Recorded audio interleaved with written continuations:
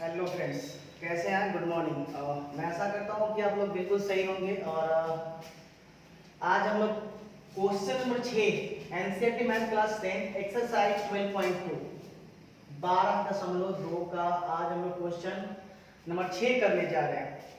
और question number 6 करने से पहले मैं एक बात आपको बताना चाहता हूँ जो कि आपके लिए बेहद इंपॉर्टेंट है।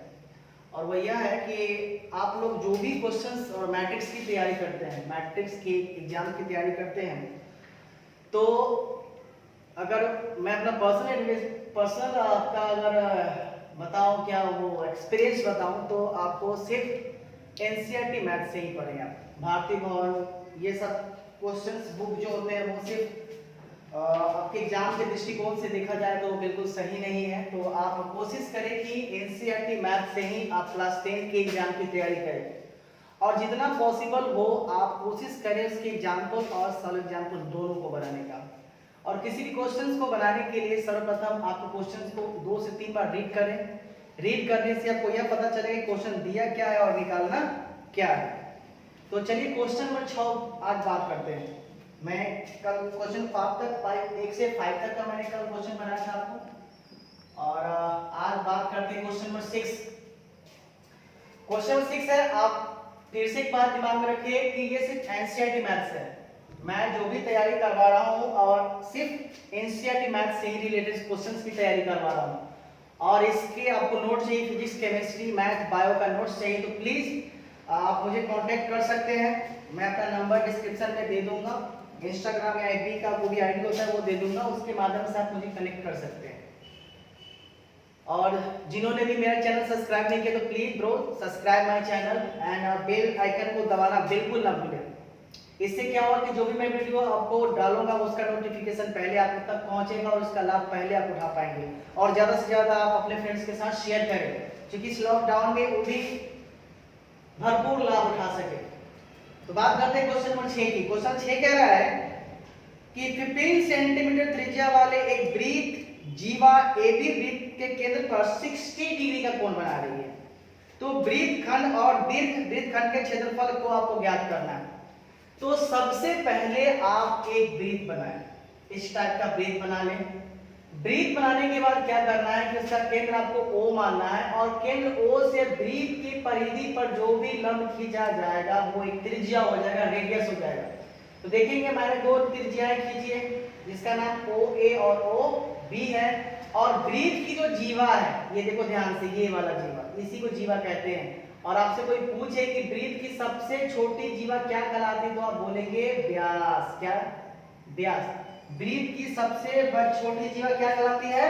व्यास कहलाती है। तो जो हमारे को दिया हुआ है, आप क्वेश्चन 6 को पढ़ें और जो जो दिया हुआ है उस चीज को आप यहाँ पर नोट डाउन करें। तो आप यहाँ पर क्या नोट करेंगे? दिया गया है कि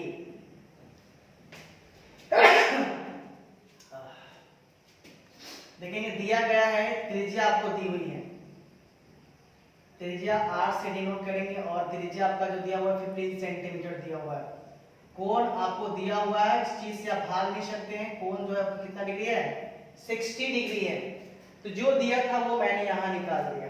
और देखेंगे ध्यान से, इसमें दिया क्या है? त्रिज्या दिया हुआ और एंगल दिया हुआ और ये वृत्त की जीवा है, ठीक है। और ध्यान से देखेंगे इसमें हमें जो संगत वृत्तखंड का क्षेत्रफल निकालना है, संगत वृत्तखंड का क्षेत्रफल और दीर्घ वृत्तखंड का क्षेत्रफल निकालना है। तो देखो वृत्तखंड का क्षेत्रफल निकालना बेहद ही आसान है। हमें OABO लेना है, इससे मेरा वृत्तखंड का क्षेत्रफल निकल जाएगा, कितना होगा। और दीर्घ वृत्तखंड के क्षेत्रफल निकालने के लिए टोटल वृत्त के क्षेत्रफल में से आपको इसका एरिया घटाना होगा, तब जाके कहीं पूरा वृत्त का क्षेत्रफल आपको निकलेगा। तो चलिए बात करते हैं पहले, ये तो हल ही है। यहां से देखेंगे कि R त्रिज्या वाले, R त्रिज्या के थीटा कोण, देखेंगे R त्रिज्या के कौन कौन है? थीटा कोण वाले लघु वृत्तखंड, लघु वृत्तखंड का क्षेत्रफल, लघु वृत्तखंड का क्षेत्रफल आप देखेंगे। और क्षेत्रफल को हम किससे डिनोट करते हैं? A से। ठीक है।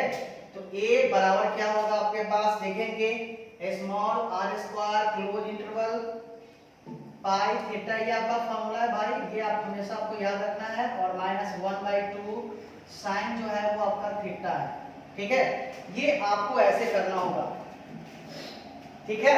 तो चलेंगे हम लोग सॉल्व करेंगे इस क्वेश्चन को। r जो है आपको दिया हुआ है त्रिज्या, कितना दिया हुआ है 15 का स्क्वायर, और पाई का मान हमें दिया हुआ है, आपको पाई का मान रखना है, पाई जो है आपका वो है 3.14, ये शर्त के अनुसार, और 3 का मान है 1.73, ये मान आपको रखना है इस मान में, ठीक है। तो पाई का मान तो आपको रखना है 3.14, और ये 360 तो नीचे रहेगा ही, और थीटा जो एंगल है हमारे पास देखो कितना एंगल दिया हुआ 60 डिग्री दिया हुआ, ठीक है, -1/2, और साइन देखेंगे 60 डिग्री, ओके, कोई दिक्कत नहीं होना चाहिए। चलेंगे, सॉरी फ्रेंड्स इसमें शर्त नहीं दिया हुआ है, और शर्त आपको दिया हुआ है क्वेश्चन नंबर 7 में, ठीक है। इसमें शर्त नहीं दिया हुआ है, तो आप पाई का मान 22/7 ही रखेंगे, फिर आप अभी रखना नहीं, आप पहले इसको काटो, 6 टाइम ये कटेगा, ठीक है। तो ये 15 का स्क्वायर चाहे तो आप यहाँ डायरेक्ट 225 कर सकते हैं, क्योंकि 15 का स्क्वायर जो होगा वो 225 होगा, और यहाँ जो बचेगा हमारे पास पाई/6, पाई और 6 नीचे -1/2, और देखेंगे साइन 60 डिग्री की वैल्यू आपको याद रखनी है 3/2 होता है, ठीक है। अब आगे बढ़ते हैं, 225 और सब इंटू में है ब्रो, दिमाग में रखना सब, और पाई/6 -√3/2 जब 4। अब इसका क्या करेंगे, एलसीएम आपको लेना है, ठीक है।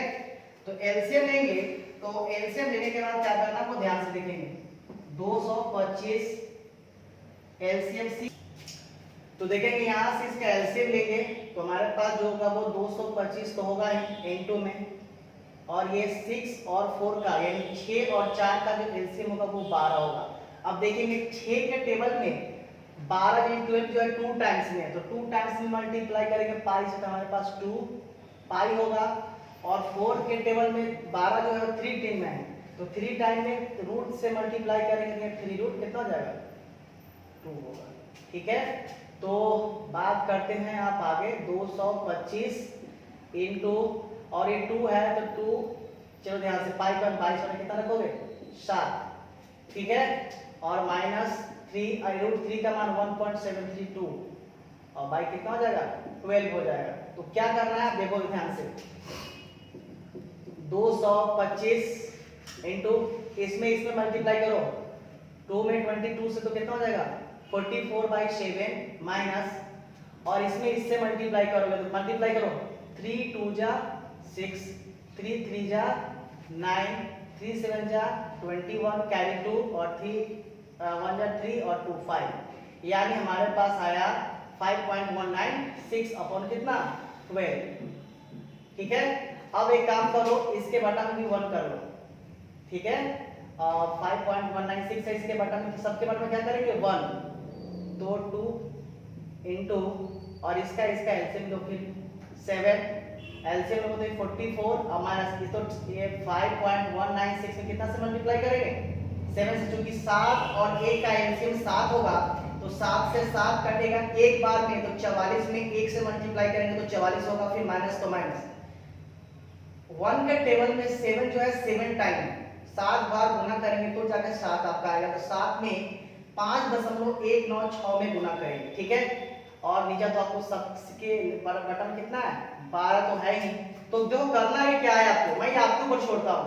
अब करना क्या है कि 225 इंटू 44 तो रहेगा ही, आप पहले इसमें 5.196 में 7 से मल्टीप्लाई करो, मल्टीप्लाई करने के बाद जितना आता है, ठीक है, अब फिर से समझो, 7 से मल्टीप्लाई करो, 7 7 42, कैरी 4, 7 9 63 और 4 67 के 6 7, और 7 एकम 7 और 6 13 के 3 हासिल 1, 7 5 35 और 1 36, यानी कुल मिला के हमारे पास 36.362 आया, और ये 7 और 12 जो है आप इसके बटा में कर लेंगे 7/12। अब यहाँ से आपकी बारी आती है कि आप इसको कैसे सॉल्व करोगे, ये तो ऊपर चला जाएगा इसके साथ यहाँ पे, अब इसको माइनस करके इससे गुणा करके 7 से भाग कर देना है फिर, ठीक है। तो आप यहां से आगे खुद से करें, खुद से सॉल्व करना है आपको, ठीक है। क्योंकि ये अब नॉर्मल फ्रैक्शन है, अब इसको डायरेक्ट माइनस करके अब इसको ऊपर नीचे करके, क्योंकि ये बी देखो ध्यान से, मैं ये इसलिए नहीं बता रहा क्योंकि ये आपको करना है खुद से। अब देखो ये जो टर्म जो होता है आप देखो इसमें से माइनस करो, मैं इतना तक कर देता हूं, ठीक है। आप खुद से देखो, एक टर्म मैं और बढ़ा रहा हूं, तो मेरे पास जो है 44 में से कितना माइनस करना है, देखेंगे यहां से।